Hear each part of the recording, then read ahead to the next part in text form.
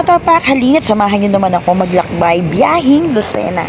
At dahil first time ko nga pumunta na Lucena, heto at nangangapa pa nga ako kung saan ang aking diretsyong pupuntahan. Sa tulong ng mapa at mga listahan, di baka makakarating sa paroroonan o Dora the Explorer lang, di ba? Napakaaga ko nga dahil talaga namang mas masarap naman bumayahe kapag ka umaga at nag-uumaga.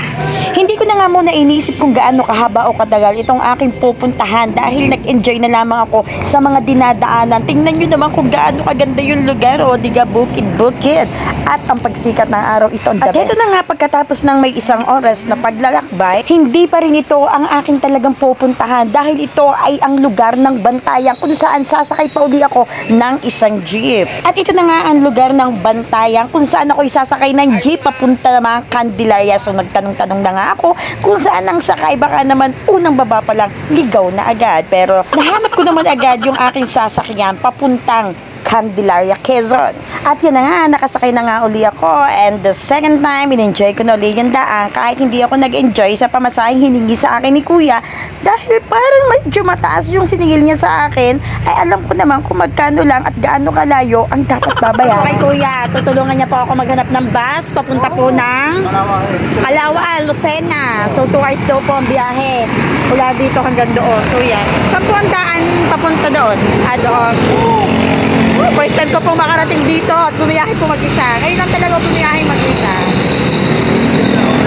So yun na mga katopak, at biyahing bus muna tayo. Pagkatapos ng 2 jeep, isang bus, pupunta naman tayo sa bayan ng Arias kung saan sasakay pa rin tayo doon. At syempre dito tayo uupo sa may bandang unahan para hindi tayo maligaw dahil kukumbitin na lang natin si kuya at si conductor anytime. Baka mamaya kung saan ako abutin ng aking paglalakbay na ito ay iba na kapag ikaw ay medyo matanong, hindi ka maliligaw talaga. Yun ang technique mga katopak.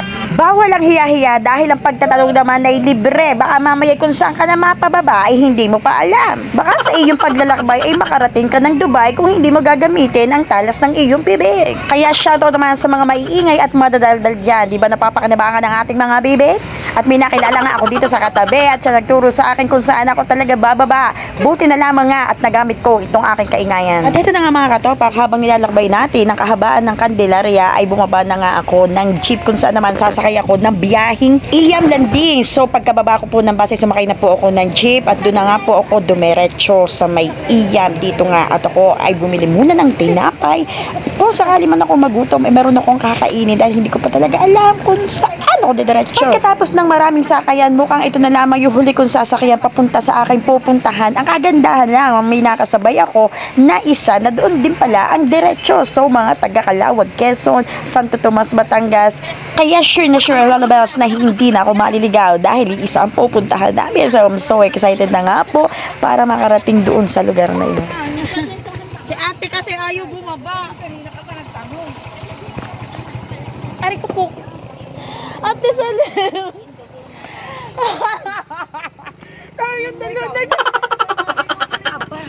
Ay sabi ni ma'am ako daw bumuko daw ako, pupunta pa daw ako ng nakarating na po kami. Yan. Sa wakas nakarating na po kami. Nagkakabay naman kami. Yan hindi yung magaganda. Welcome po, Alipa Air. Hello po, good morning po. Gawang-tawa at meron ng liba. Kumagat ka muna dito. Sa ano? Nagat ka muna, first time po. Tayo muna, kaya po, nakarating na po ako after 3 hours ng biyahe. Ako pa yung nagbablog. Hi. Sabi ka Ang sarap naman na rin. Sabi mo hindi mo magaganda. Hello. Sinabi mo nga, pero hindi ko pa yun. Oh yan, unang dating pa lang, nakahain na kaagad ang mga masarap na almusal na aray ng Batangas baga. Parehas din pala ng pagkain sa Quezon na.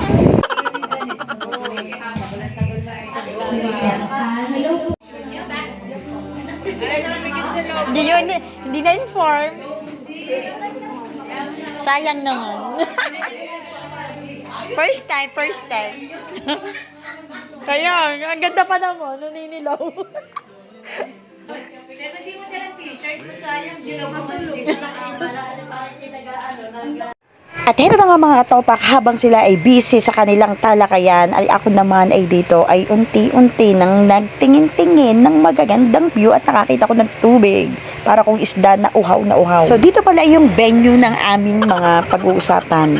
Kahit paano sa haba na ibinayahin na relax-relax ka naman dahil may mga ganitong tanawin. Kahit simple lang ay iba-iba. Bukod sa nakalayas ka ng bahay ay nakita mo naman yung mga iba't ibang mga tao sa iba't ibang area. So shoutout po sa lahat po ng mga member dito nakasali dito sa ating talakayan. Sinamantala ko na ang pagkakataon habang sila ay nasa loob at hindi pa nagsisimula ang aming pag-uusapan. O diga, after ilang oras, nandito na ako sa Quezon from Batangas. O yan, nakaupo na nga po ako at naghihintay at nag-aabang habang binibigay muna nila ang aming merienda. So pagkain na naman mula ng almusan. O diga, hindi ka naman nagugutom dito dahil maya ay may pagkain. So yan, sarap ng buding. Shoutout po sa mga buding-buding dyan sa Quezon. Napakasarap talaga. Ayun na po yung ating mga kasama. So una, hindi ko pa sila mga kakilala. Later on, magiging kausap ko rin sila. At nakakakulitan ka. O, sino pamilyar dito sa buding? Ang sarap, oh. At yan na nga, unti-unti na nga dumating at nag-usap-usap na nga at kaunting tawanan, kwentuhan habang nagsisimula ay ang mga bagong dumadate. Actually, sila po ay matagal na palang uma-attend dito. Ako ay first time lang kaya naman tuwan-tuwa sila na may umattend sa Lipa area. O, yan na. Nakaka-stress na nga po dahil kakain na naman. So, after buding, it's lunch time. O, kitang-kita nyo naman kung gaano kasarap yung pagkain na nakahayin dito. May talong, may okra, mga gulay-gulay, banana, and of course, the rellenong bangus, steam rellenong bangus, ang sarap. So, talagang kapag umattend ka talaga dito, hindi ka talaga kakalam ang tiyan dahil matmaya ang hayin ng pagkain, hindi ka talaga magugutom sa madalit salita. At sa palagay ko ay mawiwili ako dito, char. Sabi nga nila, hindi lamang dapat tiyan ang busog, dapat ang mga utak ay busog na busog din. At yan nga, sabay-sabay na nga kami kumain dito. Hindi ko na alam kung saan ako lilingon, kaliwat kanan ay aking may kukuhaning ulam. Ate Donna, nasan ka na? Ate Merly, picture. Hoy, Ate Donna, labas. Miss Marian. Oh, smile. Hoy, Donna! Ako din sa other ko. Meron ba? Ay, sorry, naka-video. Hi, ma'am. Wow.